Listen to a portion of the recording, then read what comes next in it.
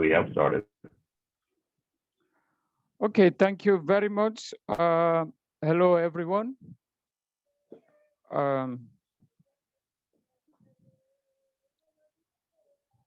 Good afternoon to everyone from my side, and I don't know from your side. From my side, it is evening. In Uganda, it is evening. It's morning in California. It's 9 a.m. here, 9 in the morning. Wow.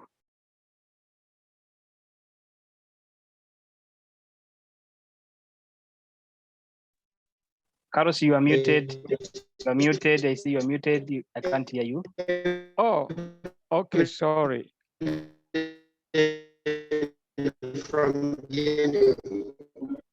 I want to welcome everyone. Yes, Mr. Sanko from Guinea, you have the opportunity to introduce yourself, just for me to open the floor so that we move forward. This is the first UnityNet African Diaspora Monday session.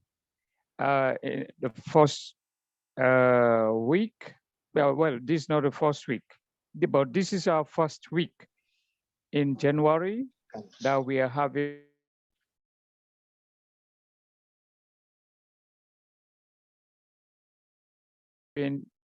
on, and we normally have this one based on our agreements on 2 sessions in every month. We agreed to have it in the second week of every month and in the last week of every month. But that one will be explained by the communication team as well as also the Continental Secretariat team. They will explain to us the plans for this year. So today we are not going to spend so much time. All what we want to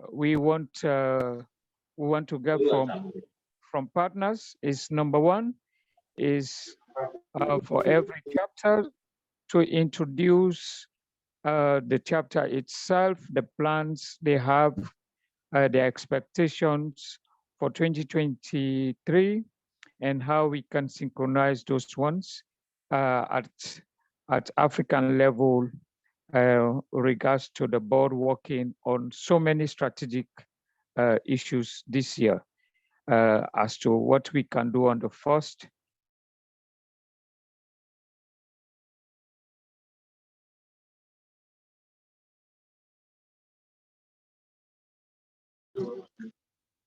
Okay, thank you very much. Can I go ahead?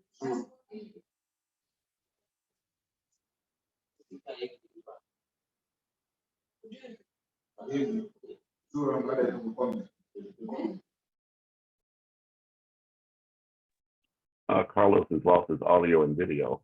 I'm not sure if he's able to respond.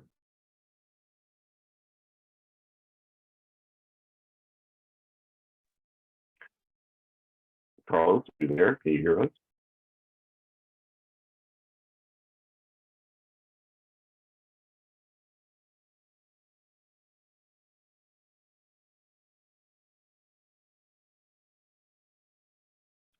It looks as though Carlos has dropped out, so please be patient.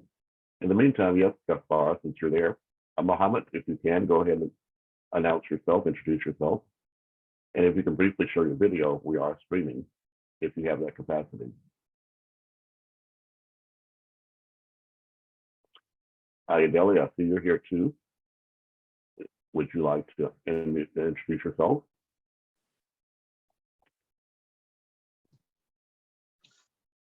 Good evening. Yes, we hear you. Can you please continue? Okay, good evening. I wish every one of us to be the first meeting of the year, and I wish everybody happy new year and the compliment of the season. We want to appreciate Prince Andrew for your support, especially the AHIABGA network for your support throughout the year 2022. And we want to also welcome you officially for the partnership of this year 2023 with Unite and UnityNet,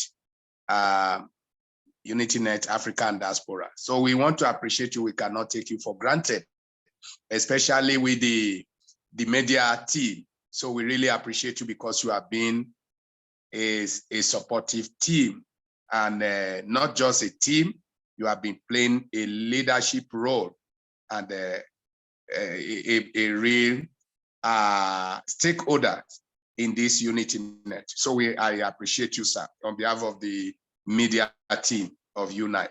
Thank you, sir. So I don't know what happened to. I think our assistant secretary has been coordinating the meeting. Yes, also Mr. Lino, but neither he nor Jane is here. So we have to rely upon Carlos or someone else to take the leadership of the agenda. I don't have it. Yeah, let me just quickly look at what I have with me here. Is because there's something that Madam Jane sent to me. But let me check it if the agenda is there. Just a minute, please.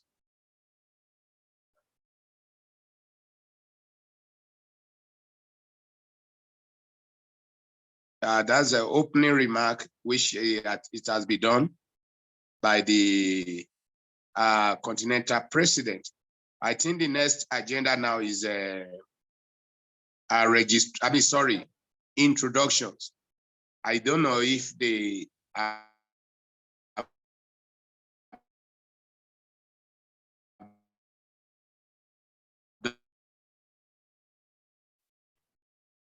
Idella, your voice is no longer there.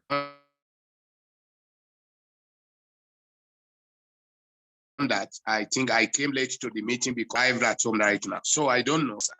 Thank you. Okay, then Queen Mother Nina Womack, you were one of the first ones here. And then I know Princess Seppi in South Africa has time constraints. So if you ladies could be so kind as to introduce yourself and show your video as briefly as possible, that would be very much appreciated. Hello, everyone. This is Queen Mother Nina Womack from Los Angeles, California. I'm glad to be here. Thank you. I cannot show my video at this time. Sorry. No worries. Princess Seppi, are you able to unmute and introduce yourself? Thank you so much. Happy New Year to everybody. Really, I wish everyone best of everything into this year. I'm glad to see that we are still continuing, and really, I'm grateful to be here. Thank you so much. Mr. William Prosper. Oh, there you are. Princess Sheppy, it's this is I think this is a very good year having you on board. It has been a long time that we had you on the platform, and I'm so happy to see you tonight. Today in this meeting. We are really blessed to have you, and we believe that you will not leave us this year, and we don't want to leave you behind because you are part of the founder and the pioneer of the UnityNet. So thank God that you are back, and we want to see more of your activities this year. Thank you. Happy morning, happy afternoon, happy evening. I'm William Prosper from Uganda in Kagadi district, Western part, that is Bunyoro sub-region. I'm a new member in UnityNet. I'm so glad to meet you members and looking forward to partnering further in the Cosmo development in our community. Thank you. Thank you. Gaspari Muhammad, and then Chickapolio, Chickapolino. If you can unmute and introduce yourself, now's the time. Good evening, good morning, good afternoon, depending on where you are. I am Mohammed Mustafa Sanko from Guinea-Conakry, UnityNet Africa and Diaspora, President, Guinea chapter. I'm pleased to be with you today. Thank you very much. Thank you, sir. Gaspari, are you able to introduce yourself? And then check this Collegro. Gaspari. Thank you so much. Yes, thank you so much. My name is Nyonzima Gaspar. I'm from Uganda, and I'm the founder of Gaspar Foundation Initiative Uganda. You saw some of the flyers on forms. I'm the one who wants to wish you Happy New Year. Let us journey together, and to those ones who will manage, you saw we already have an activity that is scheduled to take place on 28th January. You are all invited. Thank you so much. Nice meeting you again. Thank you so much. Valerio, are you able to introduce yourself, sir? Yes, please. My name is Chikurupiriro. I'm from Malawi. In vernacular, it means faith. So the entire name is Chikulupiliro Stanley Ngombe. I'm a cancer survivor since 1995, leukemia, and I'm the founder and director of Cancer Survivors Quest. I'm an advocate. I'm also epileptic. I'm a person with epilepsy since 95 as well. I'm also an advocate on epilepsy, working with Epilepsy Warriors Foundation. I'm new, so I don't think I can say too much, but I'm just someone who loves to take care of people, talk a lot. So please do take care. I will be talking a lot. Thank you. Also, please make sure you have your contact information in the chat so that we can follow up with you. Ayodele, Ayodele, we have Doris coming in now, and then we'll turn it back over to you. I think she's the last person that's joining us, but she's not yet able to be heard or for us to hear her. So Ayodele, I'll let you decide how to proceed.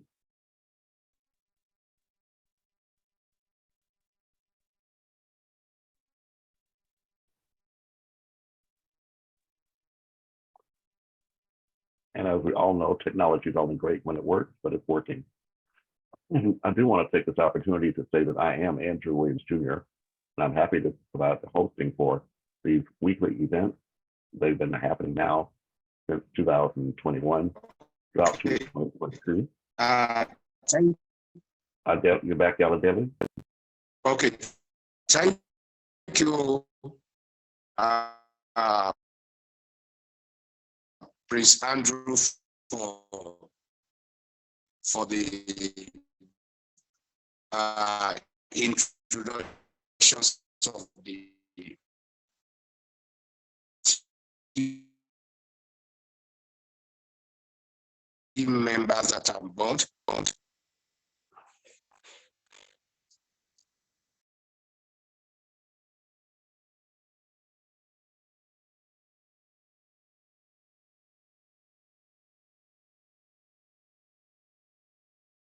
Well, it seems we've temporarily lost Ayodele. I was about to say that this platform is available not just from 2021 or 2022, but throughout 2023. There's a particular reason for that. The United Nations Global Compact has a 2021 through 2023 global plan, but they also have an Africa strategy. So I'm providing this platform throughout this year to enable us to align ourselves with the global efforts. Also, of course, this is during the decade for people of decade, for international decade for people of African descent through 2024. So we don't plan to end at 2023.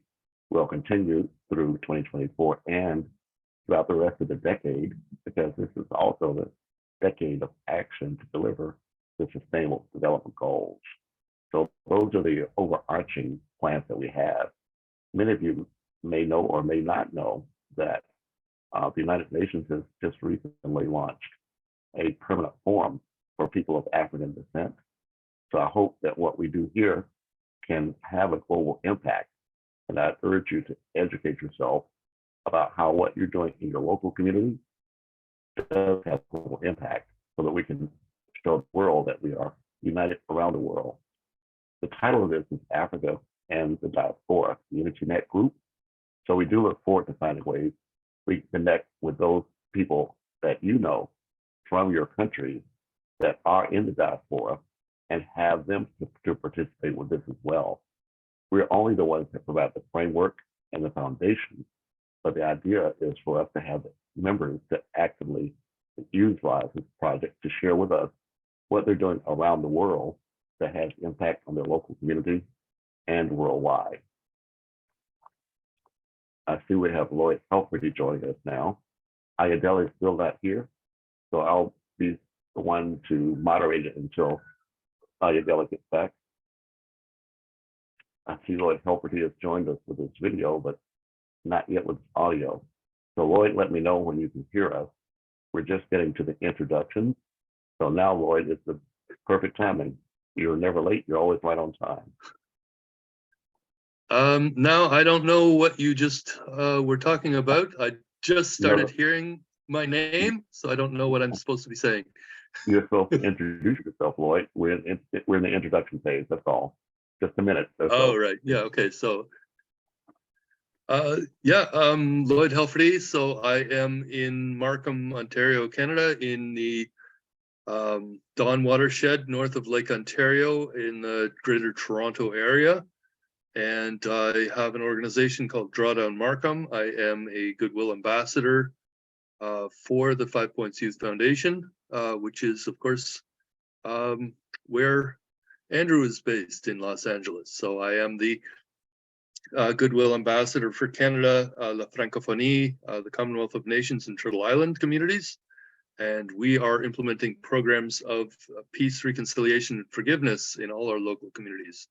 And the purpose being, of course, to eventually implement the practical solutions for achieving the Sustainable Development Goals, or those global goals, as quickly as we can by 2030. So we are promoting various solutions to achieving those goals in each in our own local communities by establishing networks of humanitarian entrepreneurs and their empowerment networks, what we call the INAB collaboratives. And so this is the essence of the work that we do through the Global Unity Network, or what we call UnityNet, which we are building on social media. Thank you. Thank you. AHIABGA, I see you're back. Are you able to join us now, AHIABGA? Yes, thank you. Thank you. So I have to change to another network. We want to once again welcome Mr. Lloyd to this night, our first New Year meeting of UnityNet, African Diaspora and Unite. So it is our pleasure to have you on board. We want to appreciate everything which you did last year, especially mentoring the Unite team members, and also for the exposures and especially some of the innovation that you have brought on board. We are very proud to have you as a mentor and also as a supporting team. And yes, as we know that the UnityNet is, you are one of the visionaries of the UnityNet and the founder. Yeah, we may have a different challenges, but still we are growing, we are moving, we are progressing. So we don't want to focus on the challenges that we had, but we want to focus on this progress and the success that is ahead of us. So I believe that the meeting of today is going to be an interactive meeting where we can, okay, Thank you, Prince Andrew. You can come over. Oh, just a comment that Doris Kamangara has joined us. I'm not sure if she can introduce herself, but if she can, now would be the time. Otherwise, we'll turn it back over to you, AHIABGA. Thank you. Thank you, sir. So we want the meeting of today to probably to be an interactions meeting. Okay, I think there is a Doris. Doris, have you introduced yourself? If you have not done that, please can you go ahead before we continue?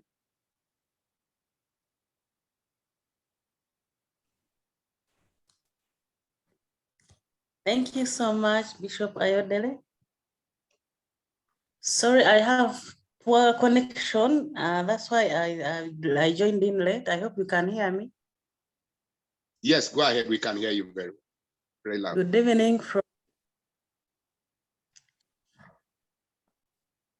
Good evening, yes, good evening. From Uganda. I'm called Doris Kamagara. I'm a member of UnityNet African Diaspora, Uganda chapter. I'm happy to be in this meeting.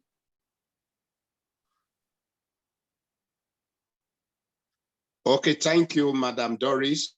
You are welcome on board. It's a pleasure to have you. You are one of the, you really participated so much in our last year presentation.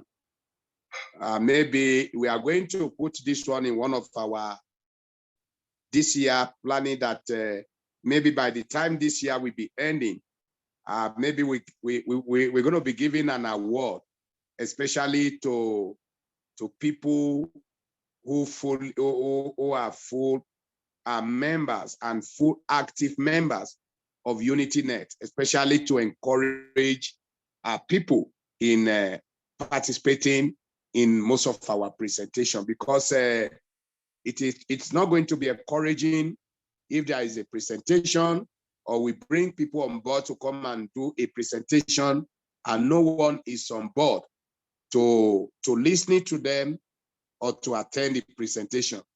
But we thank God that last year was better, but we believe that this year we can do more.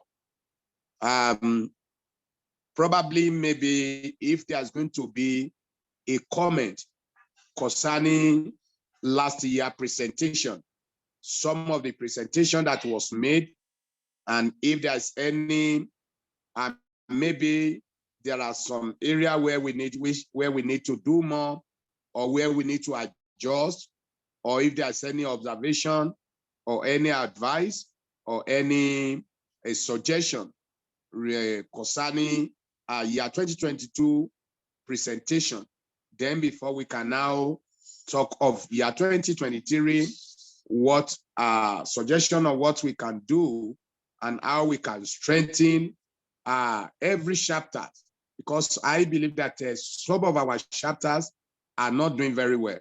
We need to look at what we can do to make them to be doing, to be able to, especially to strengthen some of these chapters so that they can become full active chapters. So probably, I think we can throw the platform open for anyone who want to comment concerning last year presentation. So please, if you have anything to say, you can identify by raising up your hand, and then we bring you on board. Then maybe Mr. Lloyd is on board, and Prince Andrew is also on board. They can respond to probably to our questions or our observation. Thank you. You are welcome on board. So you can raise up your hand if you want to, if you have something to say, if you have any comment regarding to last year presentation, please raise up your hand so that you can unmute yourself. Okay, Mr. Lloyd, you can come up. Well, I think as I'm doing work as I'm listening into what you're saying there, and what I think is very important to understand among especially the board of UNAD is UNAD. The decision was made that UNAD would become a nonprofit. So this was made by this decision made by the board of directors of UnityNet Africa and Diaspora. And so we had brought on board through UnityNet International some advisors and wanted to advise on or have advisory roles so that the board of UNAD, those who had been elected, would move forward and create a proper international nonprofit organization. So of course, this is an international nonprofit that you are trying to create here, because obviously there are 55 countries in Africa, plus the African diaspora. And we do want to set up the UNAD virtual offices across North America here in Turtle Island as well as in other countries eventually. So we have our Interchange for Peace VCN that we would like to leverage at some point, hopefully this year. And so to bring on our members onto that platform, we bring them on as what we call the INAB collaboratives, the Interfaith Neighborhood Academic and Business Collaboratives. So that is what we need to do. But first we need a functional nonprofit, international nonprofit organization to work without any bias or favor or any kind of I guess the terminology that was used this morning as I sent a message out was conflict of interest. So we need to make sure that the board that is being created in Africa by Africans across all these countries, I mean, it's a difficult task, but they need to be trained. They need to understand what are the roles of a board of directors of an international nonprofit. What are the typical rules? So we did bring on board Lisa Anise to start assisting in that training to the board of directors. And so her role has been to try to teach others on the team the typical rules and regulations around nonprofits, especially in that realm, so we don't break any rules and so we aren't sued. And that's the biggest challenge there, because you don't want to be sued. And once you actually register as an international nonprofit, there are certain standards, there are certain rules. You don't want to be liable personally for any of these decisions that you make and actions you take.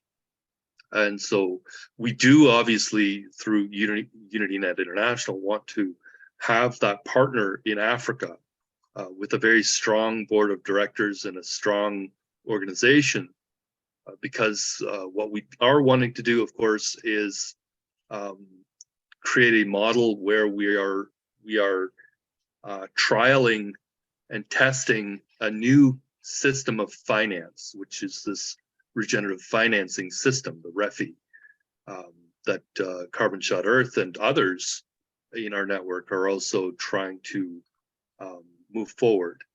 And the idea is, of course, to finance any of our projects through this new system of financing, which is a fairly new concept based on a publication or a few publications recently by some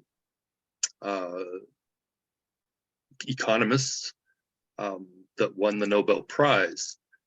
But it isn't a system that's ever been tried before, I don't believe.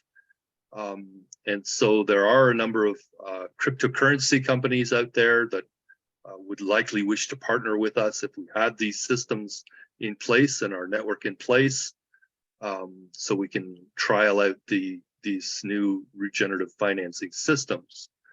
But we do need a very strong organization in Africa. It needs to play by the rules. There can be no conflict of interest. And when that REFI system comes into place, what we need to have happen, what we need in place in Africa are those what we call INAB collaboratives, those interfaith neighborhood academic and business collaboratives in the local communities. And so that is what we're trying to set up a model here in Canada through Drawdown Markham. So we can set up our first INAB collaboratives through the community interventions and programs and events that we have, where we engage the communities.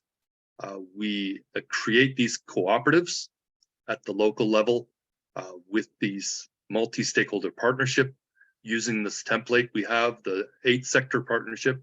We call the HEPTA matrix partnership because there are 7 primary sectors, but then our 8th partner is the Indigenous communities.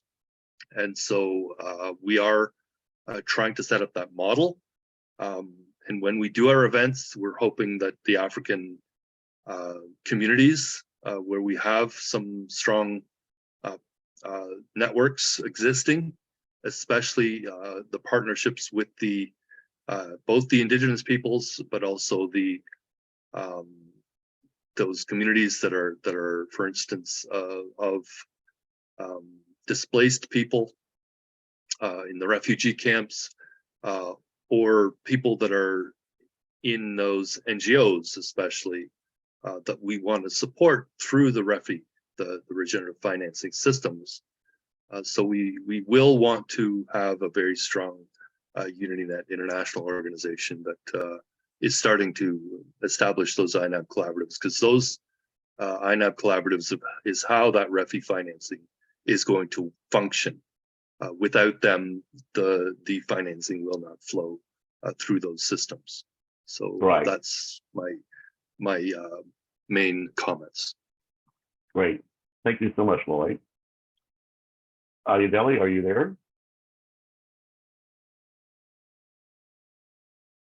Yes, I am here. I want to comment on what Mr. Lloyd has said about maybe probably the decision that the UNITE board members have taken. I mean, I agree that the UnityNet is not a profitable organization, but probably I was not in the meeting where that a decision was made, because based on the nature of the UnityNet is a network organization which has both the not profitable and profitable. That is, which has both the humanitarian and the business network.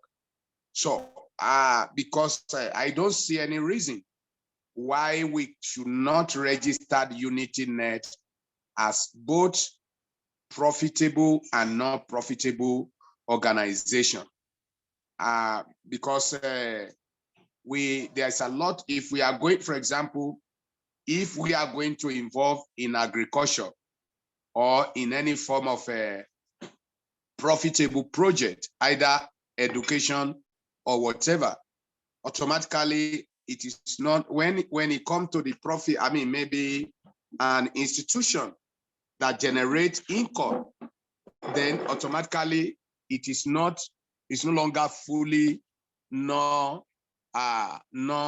profitable organization. But I think that policy needs to be reviewed and see how we can make it register the UnityNet as both profitable and not profitable organization. So that is my submission to that.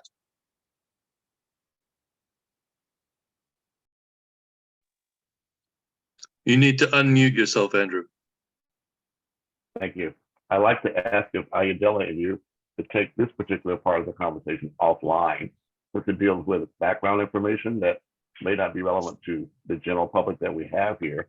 But I would like to share my screen briefly, if I may, to share with you a little background. This is the area that we're dealing with now. Again, I like to kind of focus. I would like to personally, Ayodele, get each of the chapters of UnityNet to at least agree to review and consider what the 5 legacy projects are for the African diaspora, because I believe it's important that you begin with understanding yourselves of how we can empower our network, but that's only possible with having information. So in the chat, I put a link there to this page. This is a Facebook note I did several years ago, but it's still relevant because the idea is that the work that we're doing in the diaspora will only be most effective when we connect together with those activities happening on the continent.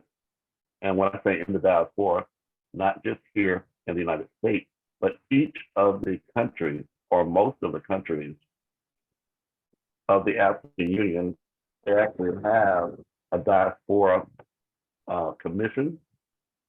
That commission is responsible for connecting together all of the members of that country outside of the country.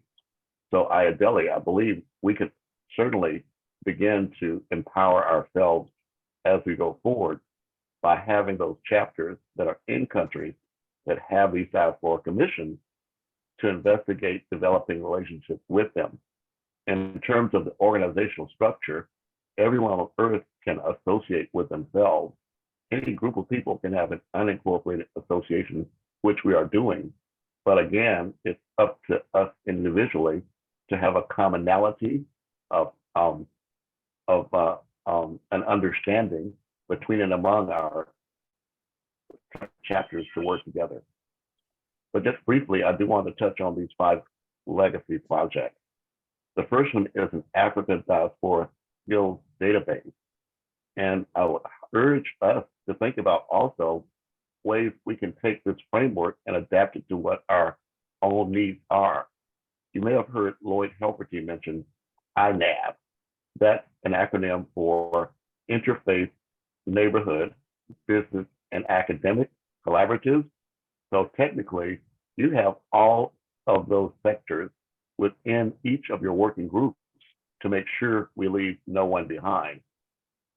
I myself am physically disabled, and all too often, those people with unmet needs have unheard voices. So I'm urging each of our chapters to take the responsibility to see how we can adapt each of these 5 legacy projects in your own local communities in Africa, so that when you connect with the diaspora, we ourselves will be ready to move forward. But again, for those of you who may not be able to see my screen, I'll just read it to you. For example, the Africa Diaspora Skills Database is something that each of the chapters could begin to build within their own membership to identify what talent, skills, abilities, resources are currently available. Furthermore, there's the Africa Diaspora Development Market for African development. That's where I believe that AHIABGA's vision of there being a for-profit and nonprofit arm of what you're doing to be able to take advantage of developing or identifying markets that you currently are involved with and find out how to connect that with first the intercontinental markets available. One of the flagship projects of one of the 12 flagship projects of the African Union Agenda 2063 is the African Continental Free Trade Area that went into effect of January 1st of 2020, I believe it was. So you do have resources and talents and skills and abilities focused on these areas. Now, the African Institute for Remittances is very important. It's only when you realize that no matter how much foreign aid comes into your country, in many cases, that amount is overlapped by the remittances that people from your countries that are outside the country send back money home to their families and to their businesses to continue to operate. It's so important that we begin to think about how we can identify those flows and maybe even create a collective remittance group that can support the individual projects. that each chapter may have when you begin to connect with the Diaspora Commission in your particular country.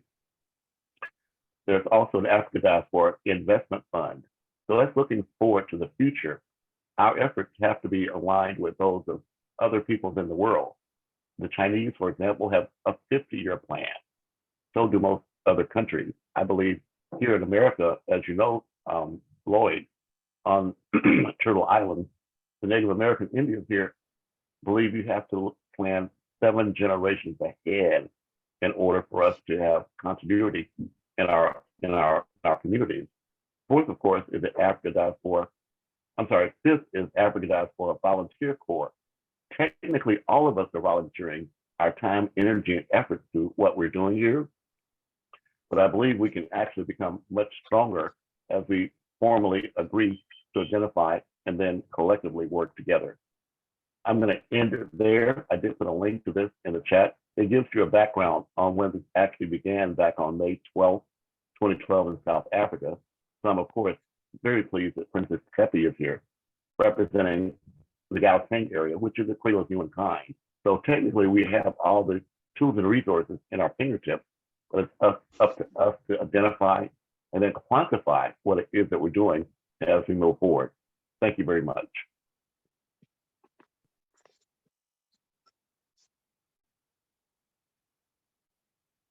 Lord, is your hand raised again or still raised?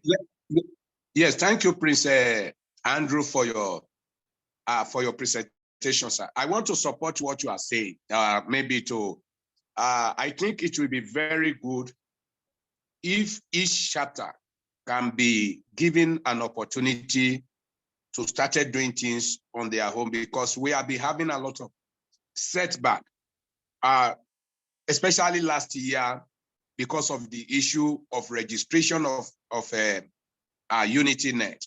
And if each chapter will be given a permission to operate on their own, they will be able to proceed with the registration. For example, towards late last year, there was this organization, World Fund Development, which I was having an opportunity to apply for their project, and which they are interested in partnering with the UnityNet in Uganda. But when I shared the idea with Professor Carlo, he turned it down. And which I thought that establishing a collaboration with them, because whatever you want to do with World Fund Development, it has to involve the Ministry of Foreign Affairs. So, but unfortunately, when I shared the idea with Professor Carlos, he have to refer back to issue of registration, the continental registration. And this has been giving us a lot of setback. But I don't know if the UNI can help us to revisit the issue of registration. If we had failed to register as a continent, then let each country, each chapter be given an opportunity to embark on whatever they can do to run the vision of UnityNet and to sustain themselves. So thank you. Okay, I guess if I can respond to that. So what we obviously have and what we've been building, myself and Carlos were the beginning of this, along with a gentleman from Kenya who's no longer really building it with us. But what we have been building, of course, is a social media network. So we have our WhatsApp groups. We now have Facebook groups and LinkedIn groups for almost every single one of them, except, of course, the UNAD groups would need to build that for themselves if they want to be on other social media.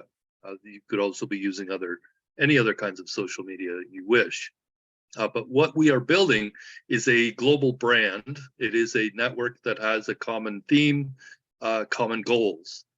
And so the institutions, the organizations that we create within the context of that global network that is branded across all of countries and all communities is really up to us how we structure this. We, of course, tried to attempt to create an international nonprofit organization, and that was the idea of UNAD. I still think that's a very good idea because many of the funders, I think, that are out there want to see a nonprofit.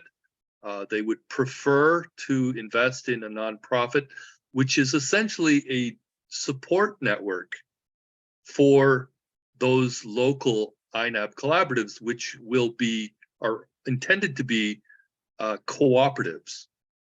So the public, private, civil society, academic, interfaith partnerships that are created in the local communities would not be for-profit or nonprofit, they would be cooperatives.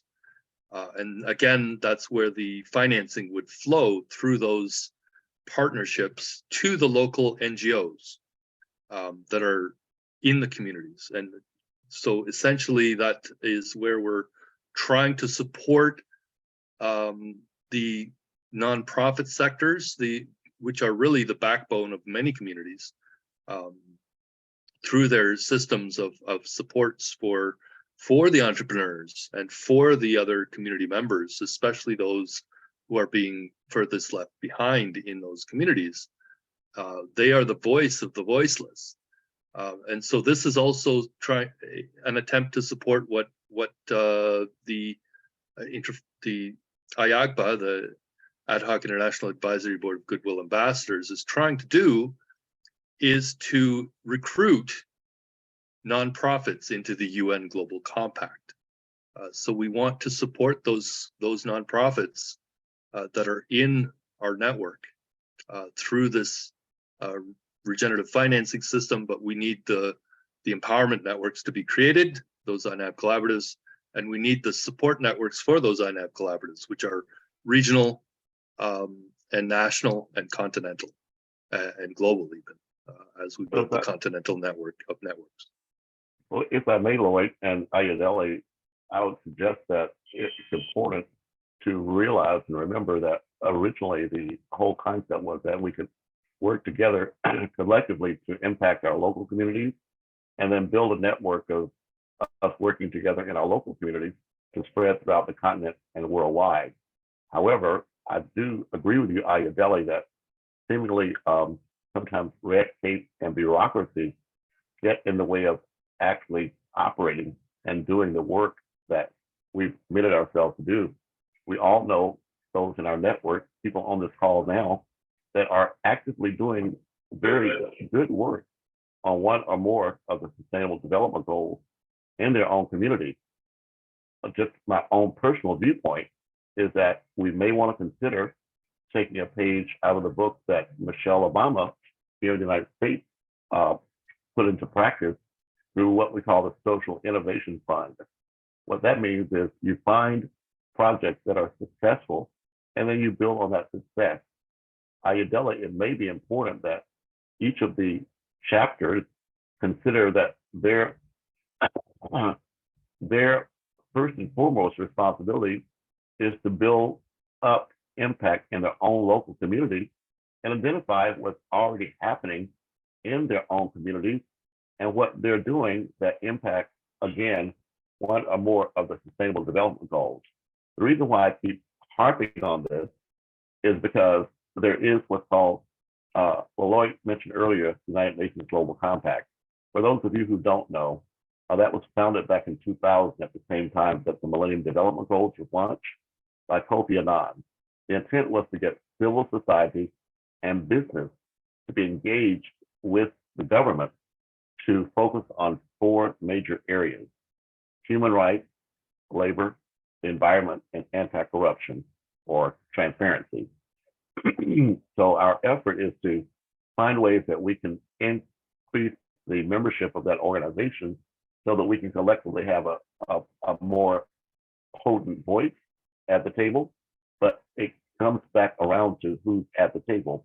So AHIABGA, I would suggest that perhaps Carlos, yourself, and Jane and others think about empowering every member of your network in every chapter and every country to again begin to first identify themselves what they are right now doing to impact one or more of these objectives, and then to build on that success.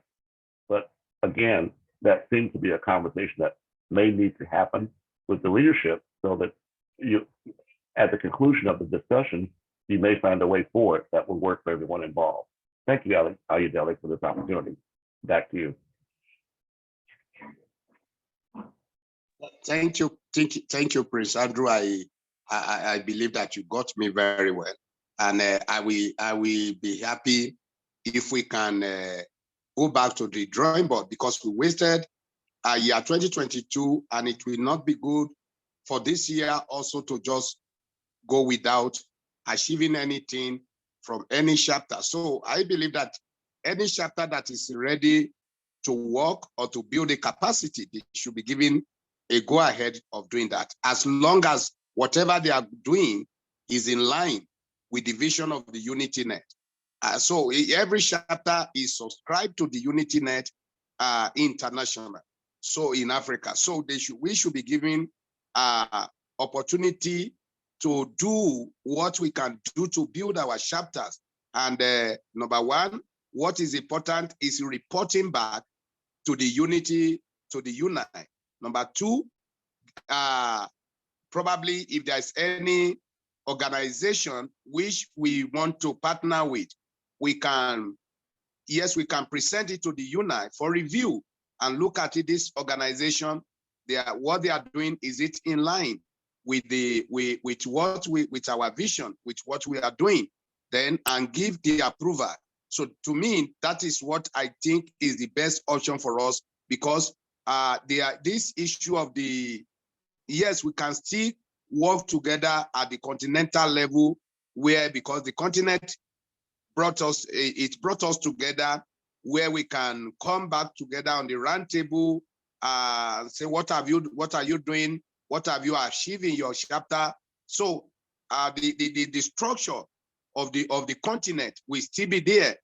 The international structure will be there.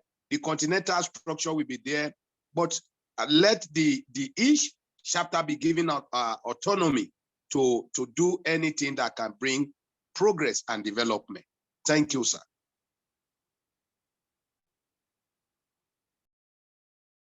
So if I could say a few words on that, again, I think that is something that, again, the board of directors, as it is right now, should have that discussion and make that final decision outside of this particular discussion today. But moving forward, I think that's probably something that definitely should be considered. And so as we move forward, again, Uni is a separate entity of, obviously, UNAD as a nonprofit, a continental nonprofit. We will want to have that eventually, most likely, to really support the national chapters. But the way we're functioning here in Canada, just to let you know, is that we don't have a strong national chapter. We actually have regional chapters.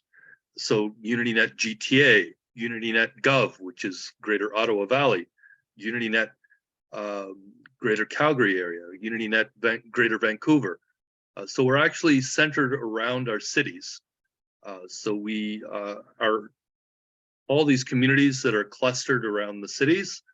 We are actually a very urban country, but we are focusing on creating our UnityNet chapters as regional chapters, rather than focusing on the national chapter at all. So the national chapter is there as a placeholder if we ever need it, but our main focus is the regions, and specifically what we call here in Canada the municipalities. So that's where we establish those interfaith neighborhood academic and business collaboratives, working with the mayors. And in Africa, it could be the same. also working with tribal leaders in the indigenous communities as the focal points, perhaps. But we also want to work, of course, with civil society. So the support network that we did choose to do our partnership is Rotary International. And so we are working hopefully with Rotary Ontario, which is an organization that includes a number of different Rotary clubs across a number of different of these municipalities in Southern Ontario. And so this is a way for us to move forward with that focus again of creating those local community partnerships, which is really the essence of our network. We are essentially using the model that was created by the Federation of Canadian Municipalities many decades ago, actually, where all the municipalities in Canada, and there are thousands, came together to create a federation. And so all of those municipal mayors meet once a year, and at least once a year. I'm sure they're doing it by Zoom nowadays too. But they used to meet in person at a big conference to talk about the municipal issues, the local issues, bringing all the mayors and the council members together. So this essentially is a similar thing in that the Interchange for Peace will be a collection, a global, sort of like a global federation of municipal partners coming together as these co-ops.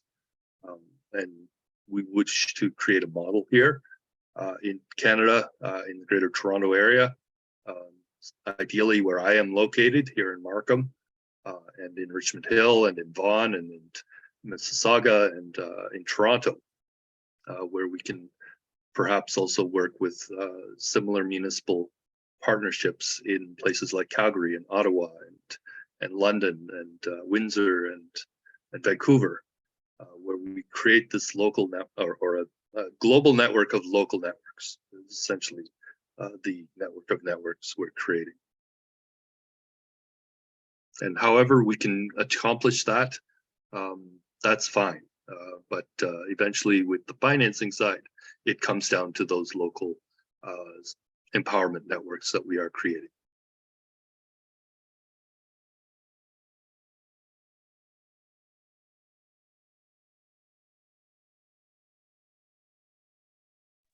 Yeah, thank you. I think people can respond to what we are discussing. I think also the Continental President is also on board.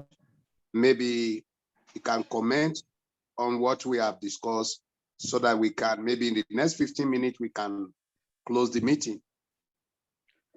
Okay, thank you very much. Hello, I'm really sorry. I was kicked off.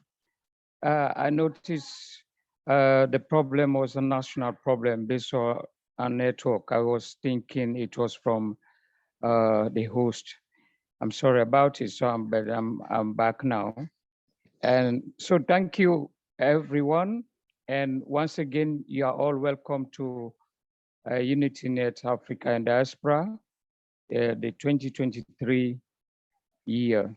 So as I know you've spoken a lot in terms of the way forward for this year, but also just to join what Lord was saying, that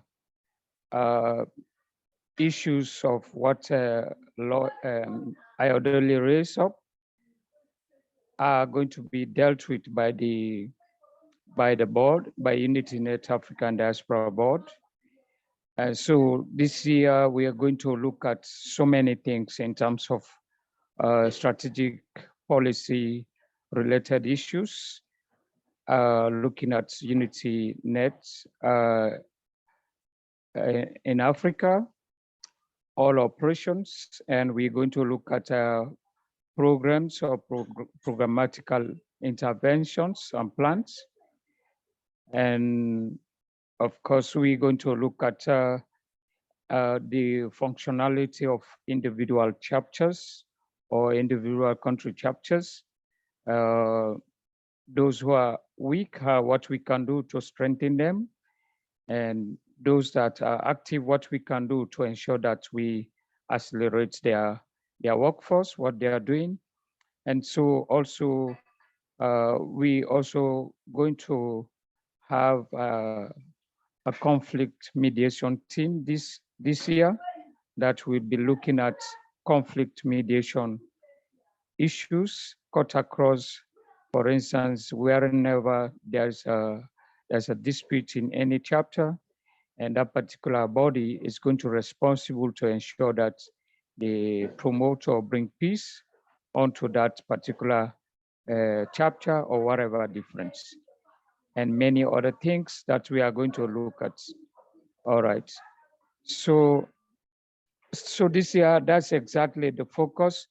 And we're going to ensure that we have it right this year. And I also want to repeat that the 2022, so many things we are successful. We succeeded into so many things.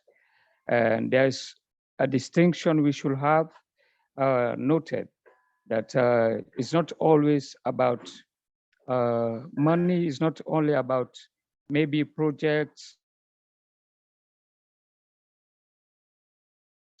but it's also about 2020, we had a lot of capacity building that we benefited from so many partners, so many of our colleagues. That was very, very good because knowledge is what will keep this whole thing going.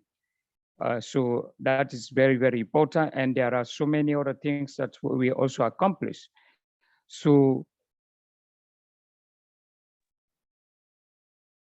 that happened last year, 2022, and look at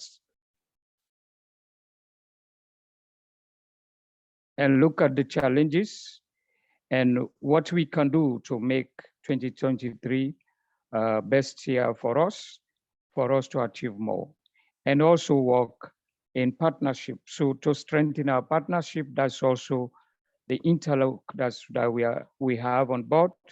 So this Friday, the board is going to have a strategic meeting, and based on what is going to happen in this year, the board will come out with outcomes that we're going to share with every chapter for all of us to look at and to strategically look at and work slowly.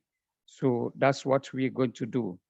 So I'm happy for this meeting today. It's going to be a short meeting, just like what Ayodele mentioned, just for us to meet now and interface briefly. But before we go, please, all the various chapter heads, they should go with this message that we want you to go back and have a session with your chapter executive. Have a meeting with them. Please evaluate what happened in 2022, the success stories, the challenges, and the recommendations for 2023. What are we going to do? Because we are going to look at the next 3 years or the next 5 years, what we are going to do. So all those ones will be culminated together equals to what we want to succeed by phases this year and the coming years, and how we're going to work with UnityNet International. And I agree with you, Lloyd, what you said, what you mentioned. What you mentioned, that UnityNet International is a business platform, is a business entity, whilst UnityNet African Diaspora is a charitable entity. So these two organizations, they interwork, they interlink, but they have different approach, they have a different focus. So it is, the other one is business, the other one is charity, and that is the focus, all right? And the chapters cannot work without the UnityNet Africa and Diaspora at at African level. So every chapter is going to function based on the policies, the regulations are going to be built this time around to ensure that they are there. Thank you. Yes, if I could, Carlos. Well, thank you so much. I think that's very important. As you have this meeting on Friday, I would ask that AHIABGA and the media team also make themselves available to begin to identify those particular projects that actually were done in 2022. And I would like to know if the media team, AHIABGA, could put together a brief or long presentation, perhaps for each of the activities in each of the chapters that could be documented on video. We could use this Zoom or some other medium where we could actually begin to document the successes that have already happened and use this as a way to share with the world as we go forward why they need to connect with us and provide them with the opportunity to do that. But AHIABGA is the media team, I believe, that must be able to take the lead in packaging all of this material in a professional, appealing, and entertaining way, what we call edutainment. So we can engage our millennials and our youth in what we're doing so that they outnumber us in these conversations about the narrative that they believe we need to have going forward. Thank you so much.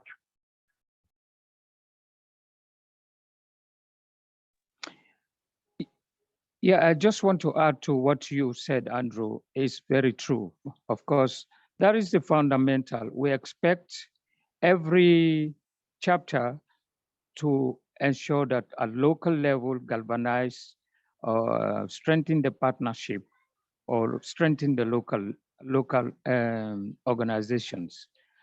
And that's what we're expecting. So the number of networks that UnityNet at every chapter local level you have will connect to the UnityNet Africa and Diaspora, and that will connect to the global level.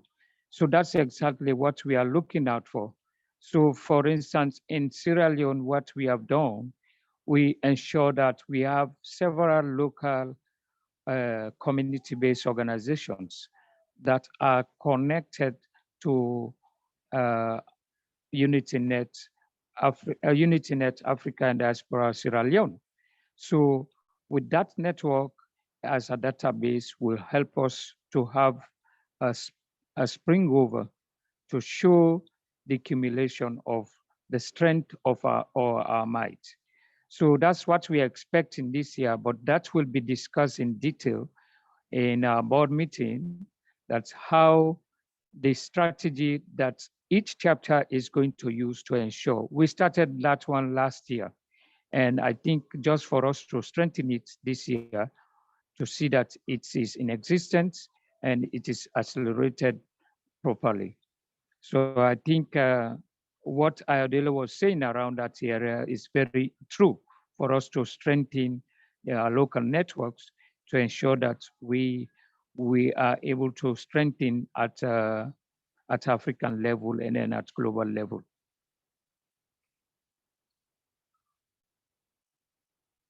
So thank you, Carlos.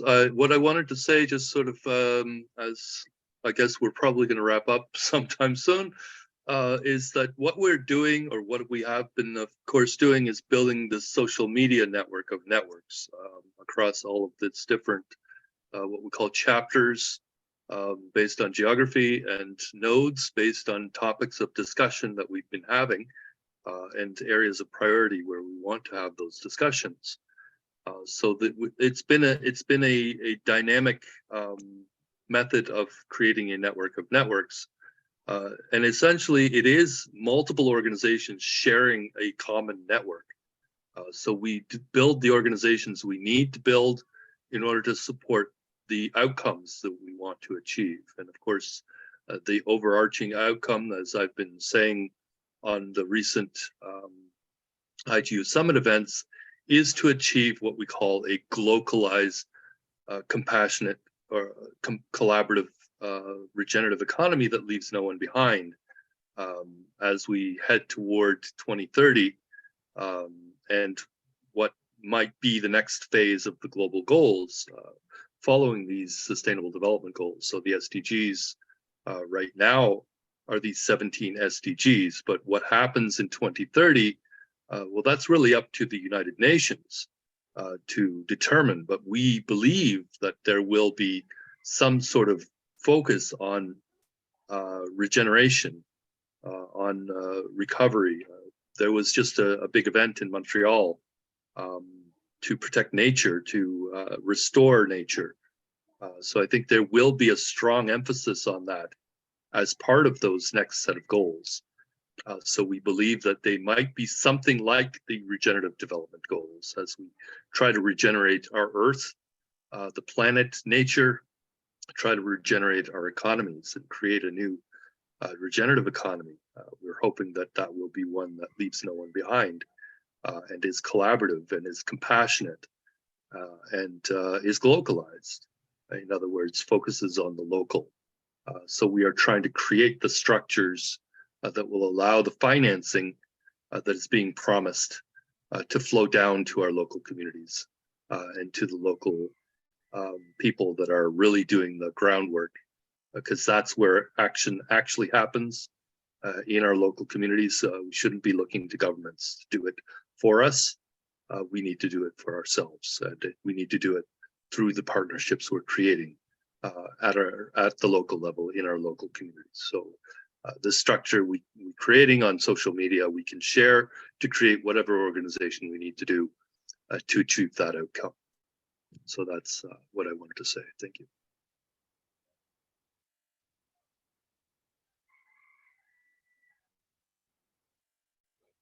Thanks everyone for attending. I think we reached the termination point today, Carlos. So we're going to wrap it up for us.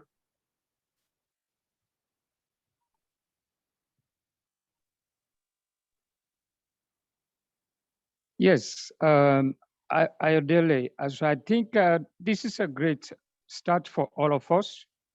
And so let's be ready for this year for success stories. There are so many things that we're going to look at, and I believe we are going to succeed. And thanks to everyone who made it possible to be here. And I believe together as a team, we're going to succeed. So let's look at, let us always be optimistic in our interventions. Let us focus on optimism rather than pessimism. And as a team, that will enhance our success in everything. I believe all of us, we can make it. Whatever little input you can, yes, for sure we can make it. And I trust this team, I trust all of us. Let's make it real and let's make it success. Thank you. Thank you, everyone. Thank you, Carlos, and thank you, Andrew. Thank you. And everybody Thank you, on the call. everyone. All right, take care. you.